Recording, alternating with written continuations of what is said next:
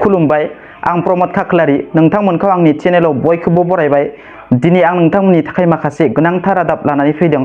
अन्नानै भिडिअखौ जोबजासिम नायलां। गिबि रादाबाव दङ बक्सार अंकुशिता बर'नि अलिम्पिकआव गेलेनायनि सिमाङा थुंगेबाय। मानोना बक्सिं वर्ल्ड क्वालिफायार्सनि क्वार्टार फाइनालाव अंकुशिता बर'आ जेनबाय।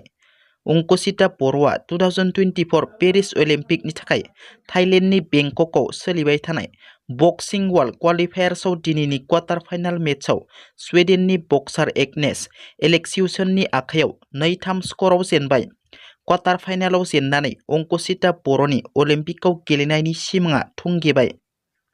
गुवाहाटीआव सासे सेंग्राया गावखौ मोजां मोननायनि प्रस्ताब होनायखौ आजावैनि सिख्लाखौ गोबौ दिगारजों गाग्लोबदों। बे जाथाया गुवाहाटी बेलतलायाव जादों। गाग्लोबनाय सेंग्रा दायनिगिरिखौ अमित भौमिक आरो गाग्लोबजानाय सिख्लाखौ अंकिता दास काश्यप होनना मिथिनो मोननाय जादों। अमित भौमिकनि गाग्लोबनायाव अंकिता दासआ गोब्राब जखम जायो।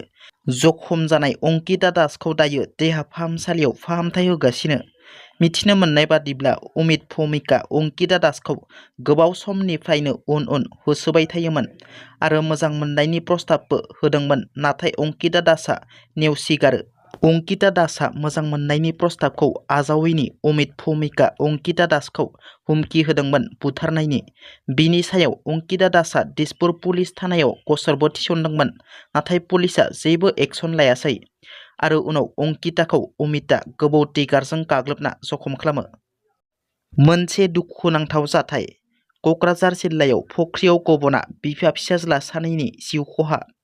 क'क्राझार जिल्ला मागुरमारि ओनसोलनि सिङाव थानाय सेसापानि गामिनि थागिबि 45 बोसोर बैसोनि राजाराम नार्जारि आरो बिनिनो फिसाज्ला 7 बोसोर बैसोनि खोरोमजित नार्जारिया दिनै सानजौफु समाव न'नि खाथियावनो थानाय फख्रियाव गब'ना अबथिरायै जिउ गोमायो।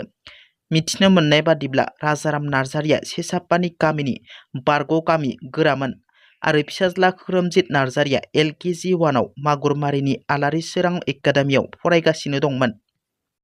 दिनै मुलुगनां थांखु होबथा सान। क'क्राझार सहरनि रुपनाथ ब्रह्म सिभिल देहा फाहामसालिनि अडिट'रियाम हलाव दिनै मुलुगनां थांखु होबथा सानखौ क'क्राझार जिल्ला टबेक' कन्ट्रल सेल आरो क'क्राझार केन्सार सेन्टारनि जथायै बानजायनायाव फालियो। दिनै मुलुगनां थांखु होबथा सानजों लोब्बा लाखिनानै खुंफुंनाय हाबाफारियाव क'क्राझार सहरनि साखाथि गुबुन गुबुन नार्स फरायसाफोरजों लोगोसे गुबुन गुबुन बिबानगिरिफोरा बाहागो लायो। बे हाबाफारियाव प्रटेक्टिं चिल्ड्रेन फ्रम टबेक' इन्डास्ट्रि इन्टारफेरेन्स आयदानि सायाव बिथा खालामनानै नार्स फरायसाफोरनि सिगाङाव गुवारै फोरमायथिना होयो। दिनैनि रादाबा एसेनोसै। नोंथांमोना जुदि आंनि रादाबखौ खोनासंनानै मोजां मोनदोंब्ला अन्नानै लाइक, शेयार आरो साबस्क्राइब खालामनो दाबाव, लोगोसे बेल आइकनखौ थुनो दाबाव, जाहाथे आंनि गोदान भिडिअआ नोंथांमोननिसिम थाबैनो सहैनो हायो। गोजोन्थों। जै बर' हारिनि।